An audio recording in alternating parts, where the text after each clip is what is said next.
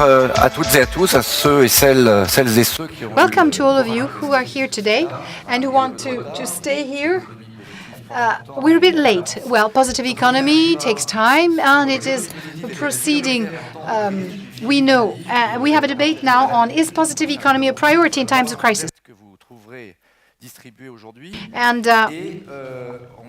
we will now call forward the panelists, V.Descacq, who is the Deputy Secretary General to CFDT, which is one of the French unions. Véronique, please come and sit. Have a seat here. Jean-Marc Cohen-Solal, who is the Executive Officer of Mutualité Française. Françoise Gri, Managing Director of Pierre et Vacances Group, and then H.Lachmann, former Chairman of Schneider Electric. Do have a seat.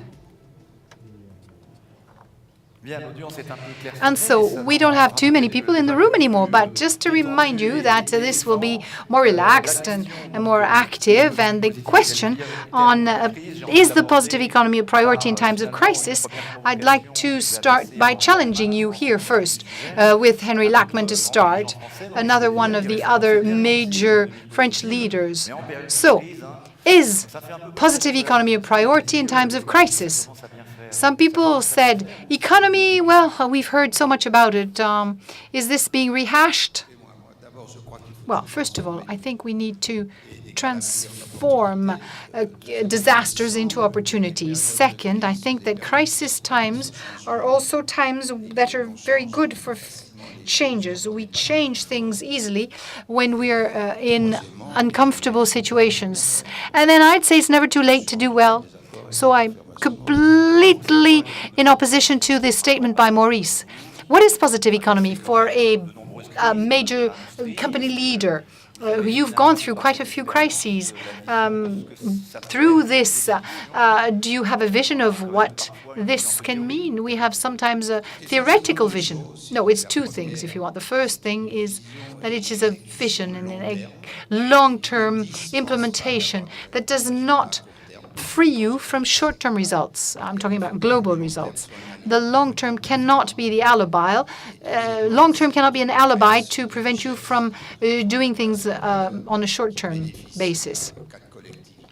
And this will then benefit four groups: shareholders, customers, staff, and the locations, the geographies where we are, which means this is different from performing in short-term economic or financial terms. Françoise Gri, you are Managing Director of Pierre et Vacances.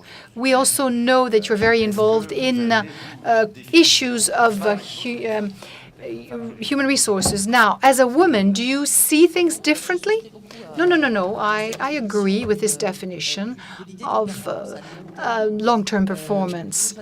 I think that it's another way of saying things. It's a performance that takes into account external approaches. Christian Borel talked about the social footprint of a company. I think this has been worked at for years now. But in this particular time, we're in times of crisis where the social fabric is in jeopardy due to unemployment, to the worsening of inequalities in society. So external approaches are so important. We cannot leave this aside. This is reality for us, all the more so thinking about the future.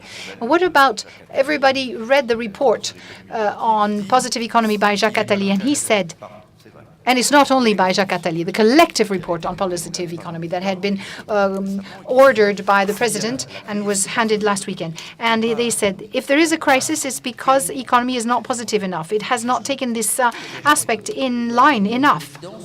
Françoise, yes, I agree with you, but we forgot a couple of things along the line over the past years.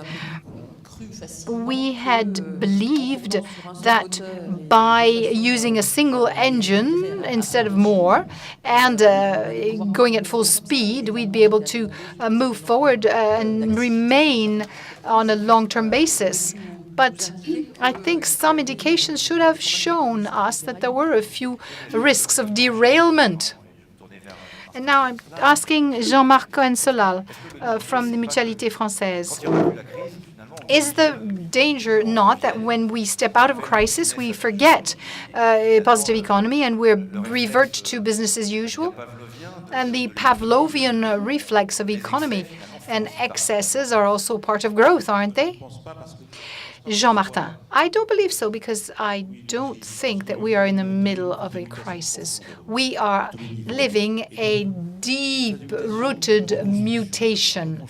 And we're in a phase of reconstruction. We can see that in France and elsewhere. We're moving towards this economy who is thinking about the long-term means.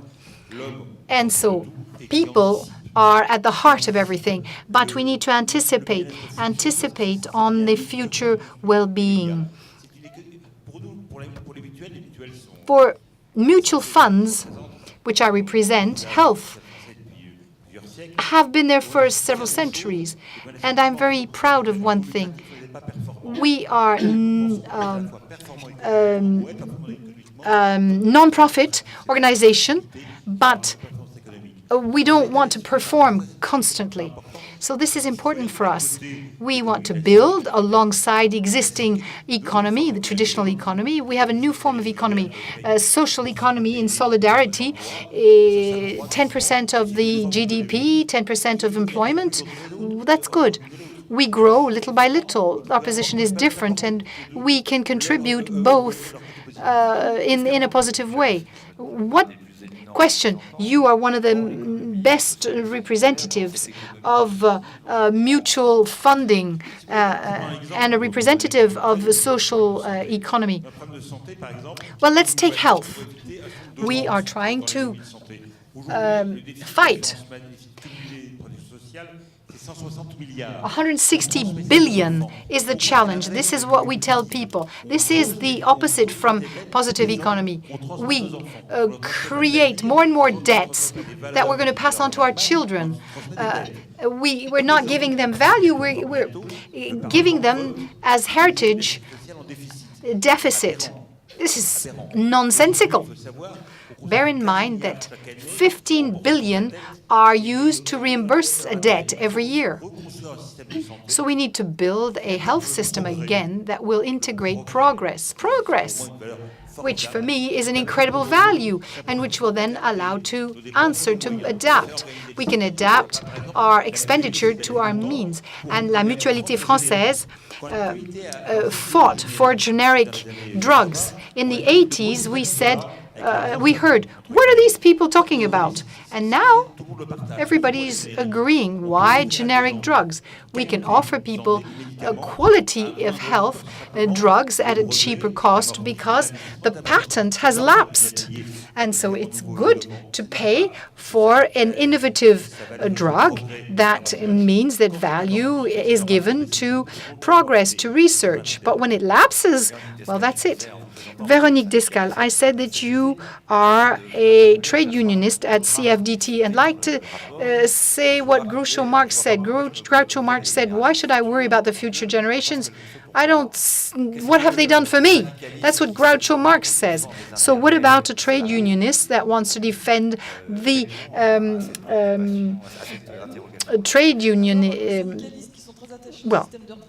Trade unions who work on future retirement plans, they know that solidarity has to be organized between different generations, and certainly 3 generations for retirement. But I'd like to come back to what you quoted from Maurice Lenny, and it reminds me of what happened in 2008 for the workers.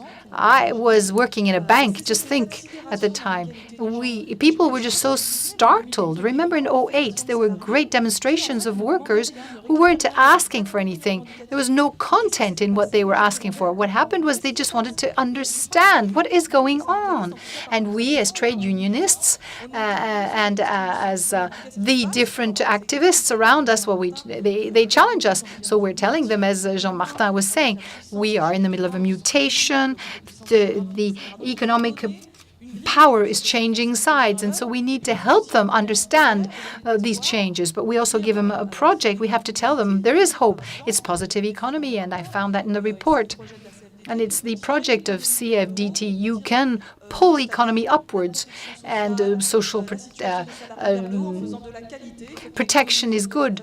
We want economy to be involved in quality, and that way people will be well protected health-wise and for their retirement. And so the workers have this question, is the meaning. What does this mean? Can we draw from this crisis and know which way we want to move ahead? I'm back to my earlier question, and maybe not necessarily for CFDT. We know that it's not perfect, and it's positive also.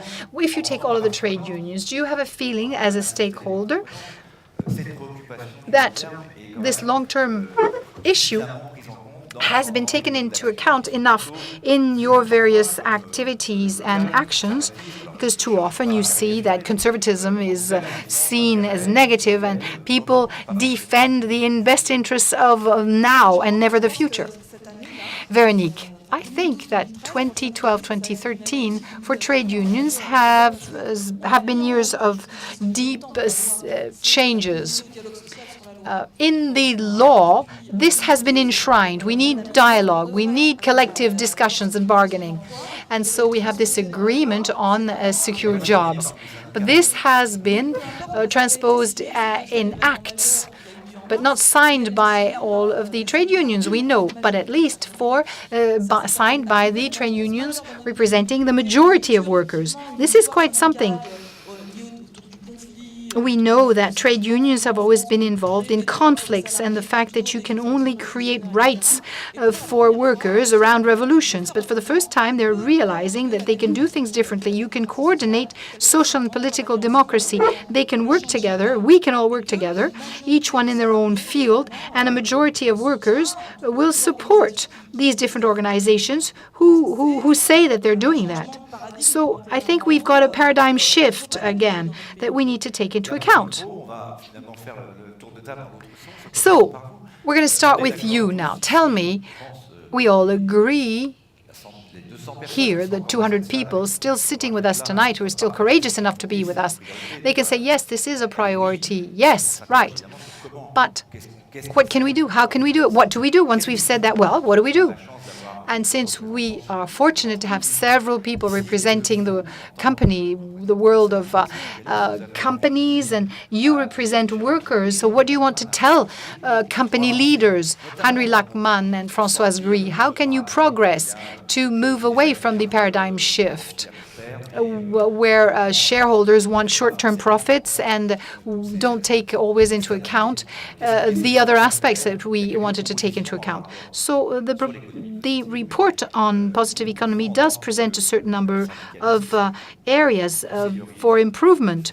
What would you suggest? The answer. Well, we will all want to be positive, but we are not in an ideal world. And there will always be conflicts between companies, between the management and the workers. And we know we've tried to set up things. You know that. When you say, once the crisis is finished, if ever it is finished, will things start as before? I don't think so, because we've launched a certain number of structural changes, which means that we will never be able to do things as we used to do them. It doesn't mean that things will be better, but they won't be like before. And so among these things which are now structurally at the core of things is discussions at different levels between companies, between professions. And we can now turn to the representatives of management and companies here and say, please trust collective intelligence and social dialogue. Trust the different trade union organizations to raise their level of skills in economic knowledge, but also try and be more attentive to working conditions. We really need to make sure that social dialogue will take a quantum leap.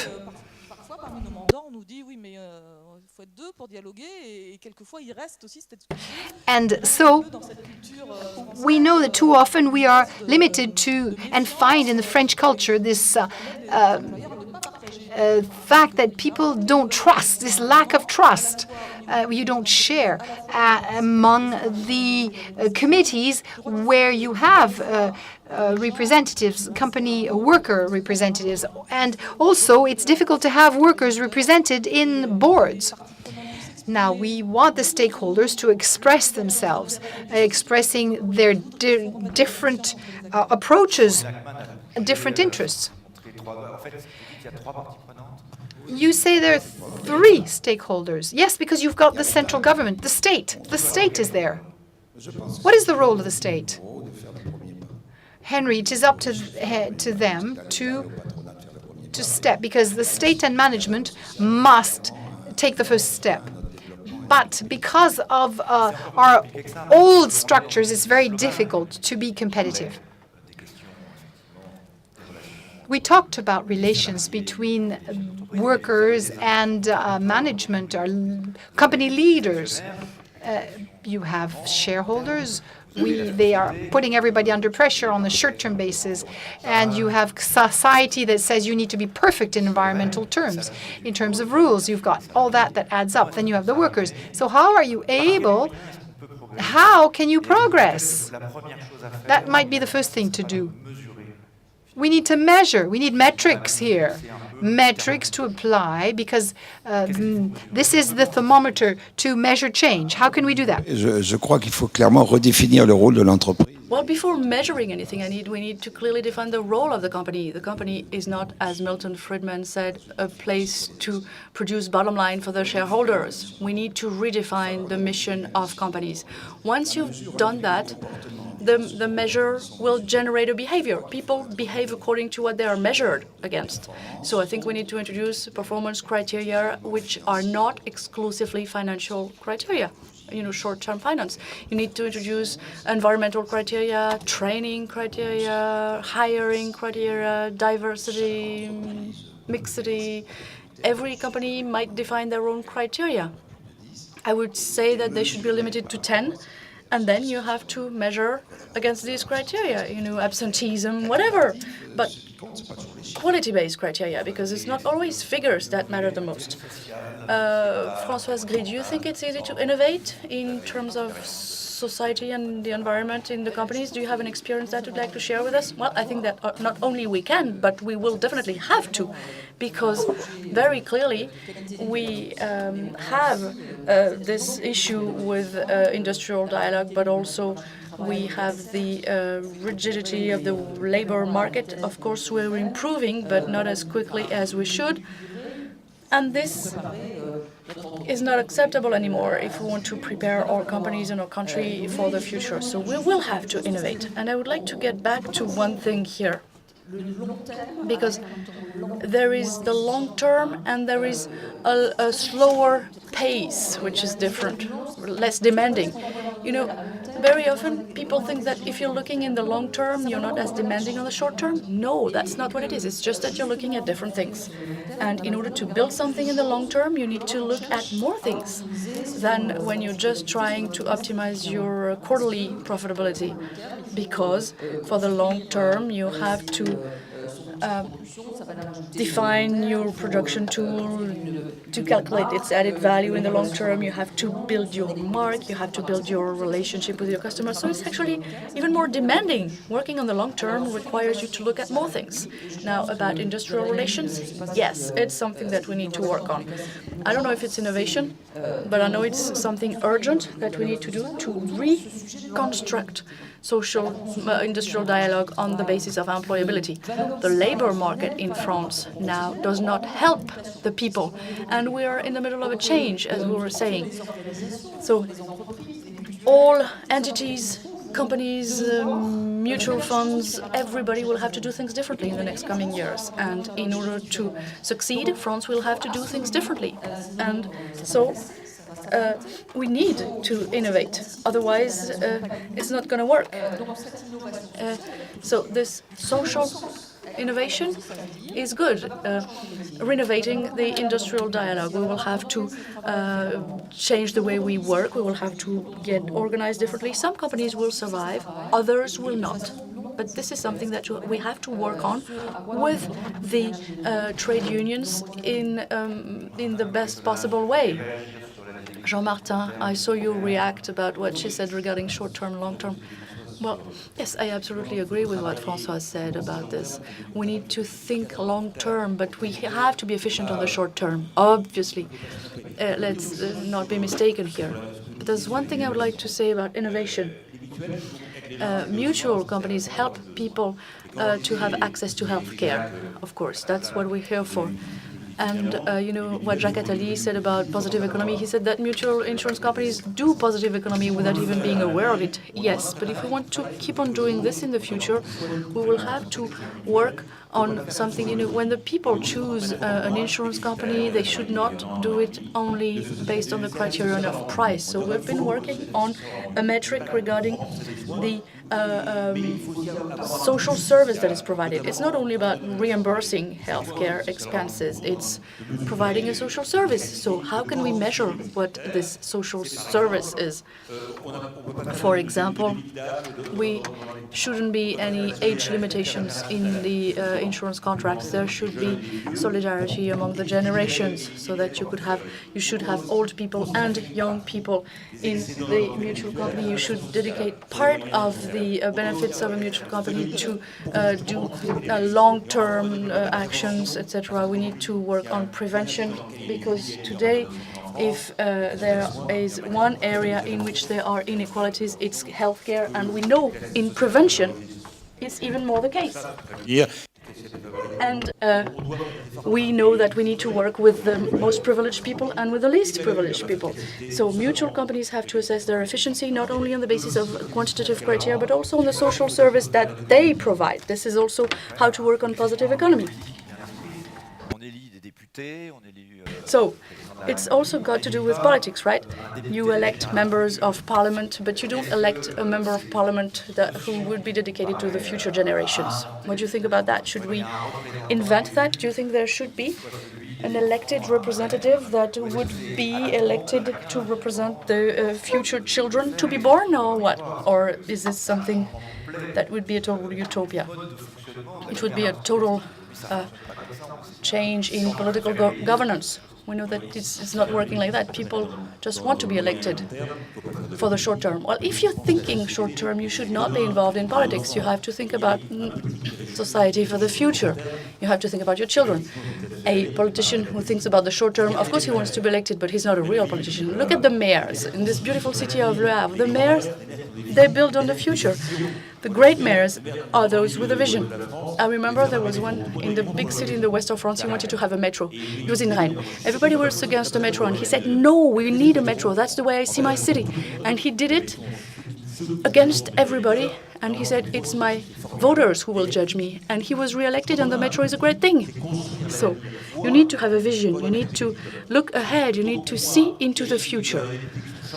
So for me, you've got the MPs who are in charge of the future. If they're looking only at the present, it's total nonsense. V.Descacq, sometimes you want people to be happy, even against their own will, but you have to be brave. Your trade union, CFDT, sometimes took very brave positions in that respect, as we've seen recently. So, how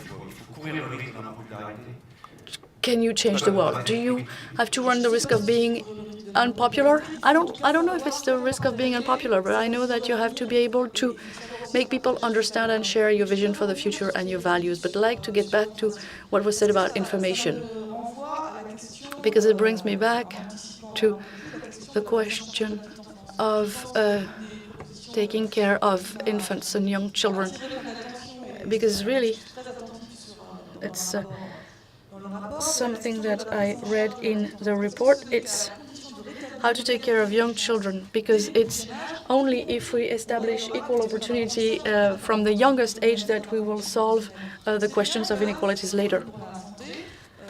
And, you know, it's like health. the harder it was when you were a child to learn anything, then the harder it is for you to be trained later in your life. And so we know that it's very important to look at this proposal, and to me there are two things. We need to have kids who are taken care of in a collective environment when they are infants, and then to have a better transition between daycare center and the school. It means that we need the educators and the daycare employees to work together with the school teachers. We need to have a smoother transition for the children, because if we want to better support the changes, if we want to have more equality among all the citizens, this is a very long-term question, so we need to look at children. Well, I think that the prime responsibility of a generation is to take care of training the next generation. I think this is the absolute top priority, and I agree with Veronique. It starts when the kids are 3 or 4, because what we're giving them today is debt, mostly. Yes, not only. Yes, of course, but you're talking only about France. No, but it's the same in the US. The US debt is huge. Yes, but you know, we are a country with a high level of wages and a high level of social protection. So we will only win the battle through skills. But there are 150,000 kids out of a generation of 800,000 who come out without any skills, any diplomas. 100,000 of them cannot read or write or count. So this is really a shame for French society, and it should be our first top main priority. I mean, training is so much more important than debt. I'm not saying that we should have debt, mind you. Okay, well, we've moved along in the discussion. I'm sure you've all read the report. There are a certain number of proposals which have been made in that report. If you were to pick just, well, let's not say one, because that would be too selective, but maybe 2 or 3, which ones would you pick? There's the change in the definition of a company, for example. I know that Mr. Lachmann was very interested in this one. So are there 1 or 2 priorities which you think are urgent and should and could be implemented realistically? Well, I did my homework because I was sure you were going to ask the question. So I looked at that and I wrote it down. As we said before, defining non-financial indicators and metrics. Of course, this is fundamental. For companies, you know, I'm in charge of a mutual company, but it's like a big SME, so I know what it is to manage people, and we need to have different indicators, quality-based indicators, and that's very important to channel investments towards positive economy, to integrate positive criteria in the choice of a public procurement. You know, usually when there's procurement, this is not taken into account. So these are the 3 measures that I would be interested. Also, using digital tools everywhere and for everybody, because as Henri Lachmann just said, what is striking is all those kids who drop out of the school system. I mean, computer science is so important. When you see kids who actually can't read or write or use a computer, it's really tough, and it's a burden. So we need to make school a place of discussions and exchanges among generations, education. So basically you want them all. No, it was just a few, but the most important ones, because as Henri Lachmann said, the objective, you know, how do we react as individuals? We try to make sure that our kids are better than us. Well, we need to do the same thing at the level of society as a whole. We need to make sure that the next generation will be stronger than our generation. Yes, we always have the hope that our kids will have a better life, or at least just as good.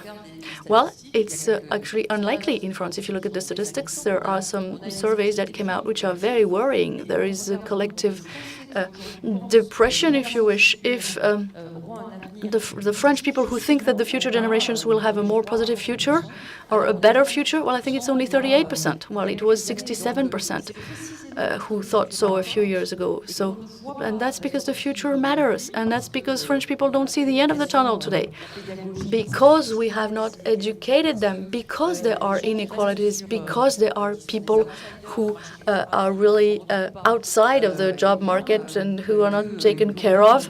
And because of this, we have lost hope. And this is a matter for concern. It's really a burden on French people's shoulders today, and this is really something that we need to work on. So what about one or two measures? Well, there's one, which I think is important, is to work on the definition of company.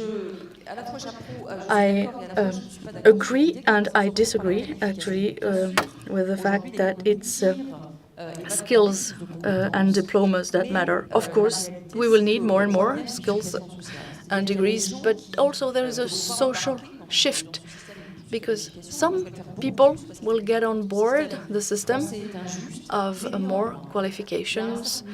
And of course, the French educational system is unfair, but still, there is part of the population that will be left aside. And for that share of the population, we need to find a way of making them employable.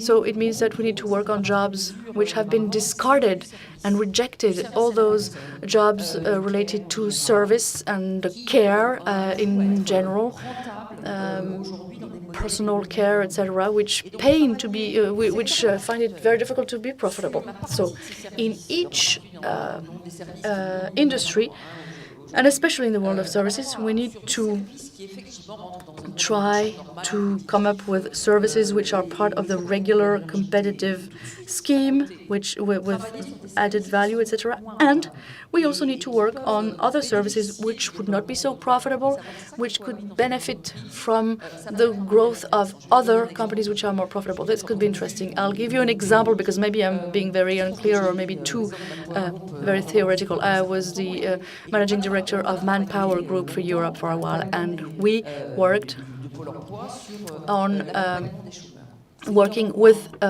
unemployed people, because society is ready to put a certain price to that, but it's very difficult for a company to work with these people. And you see that associations, which has a different business model, can really work on that, can really help unemployed people to find a job again. It's something that's very difficult and that we should be working. H.Lachmann, don't you think that it's a bit of, or it sounds like greenwashing or social washing if we say we're going to change the vision of a company, is going to change the vision of the world? If we write the objective of a company is not just profit, but social vision, how do we convert that into reality? First of all, we have to take on board globalization. It is no longer possible to feel arrogant enough and to feel that you're the only one in the world. We are on a planet with 6 billion inhabitants, and where communication and frontiers, no longer exist. So we have to start with the current situation and try and improve it step by step. I do not believe in Big Bang. Gradually, we need to improve the situation with an absolute priority, to me, which is the future generations, the long-term approach, and it starts with training, skills, and caring. Take care of the young people. They were born, but not. We decided to have children. V.Descacq. Conclusion. We fear the big clash. Nothing will be possible in our projects if we do not regulate finance, and I'm a former bank employee. So we absolutely need to introduce regulation. A few things were done, but G20 did not do enough to restore the imbalance, the balance, and bankers admit that they sold and they keep on selling products. They do not understand the way they operate, and some techniques meaningless, not producing anything except for money, while running a huge risk. And we have not solved the problem of tax havens. And as Jacques Attali said it on the radio this morning, we are not protected from a new financial crisis. So we need to have short-term actions which are to regulate finance, and it would be good for the long term as well. Thank you. Thank you. Let's give our speakers a round of applause. And we're going to give the floor to Catherine Berthier. Thank you.